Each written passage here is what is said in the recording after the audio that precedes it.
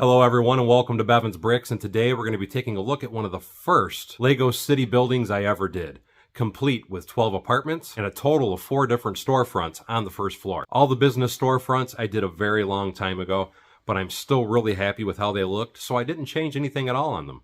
We have a bicycle shop fully furnished with safety equipment, accessories for your bicycles, and even skateboards. We have Pepe's Pizza on the corner, and I'm wondering if you can guess where that set actually came from. An awesome photography shop with a lot of variety of different cameras and cam recorders. And finally, the salon. The salon to me was one of my favorite builds. And I had to include several old school chairs. I just really loved this particular build for a lot of different reasons. One of which being my mother-in-law is an actual beautician, and she used to own a shop very similar to this. Another really fun little feature I installed on this building is I put a working trash chute, so that way as the tenants are coming down from their apartments to start their days, they can take their garbage and throw it into the trash chute so it lands in the dumpster behind the building. The last major feature that I had to add to this building was the fire escapes. The building never had fire escapes previously, but to me, it wasn't completed unless I added them. It's a very simple technique to build these. It is a lot of just standard Lego ladders that you just clip together.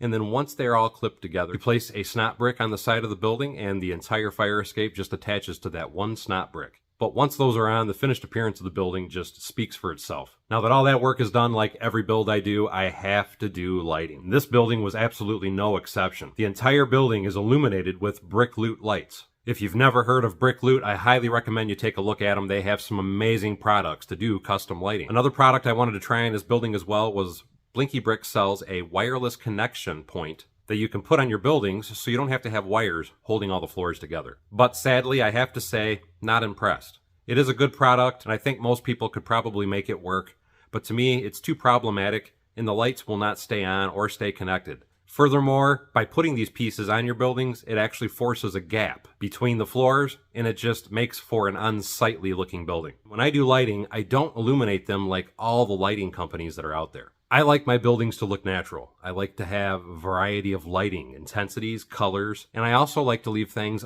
unlit. Because in the real world, everybody doesn't have every light on in a building. So to me, it looks much more natural to just have a few lights that are visible through the windows, as opposed to having the entire building just screaming with lights. Typically when I'm doing buildings on the storefront level, I will illuminate every one of the signs. Well, last night while I was out with my kids driving around town, I was kind of paying attention to some of the buildings, and what I realized is very few of the signs are actually illuminated. So I transferred that realism over to this building and didn't illuminate all the signs. I can't even begin to tell you how happy and excited I am to have another one of my old builds fully completed with lights and everything, so I can get it placed back into my city. And if you love seeing builds like this and you want to see an amazing looking airport, don't forget to check out this video here to see more.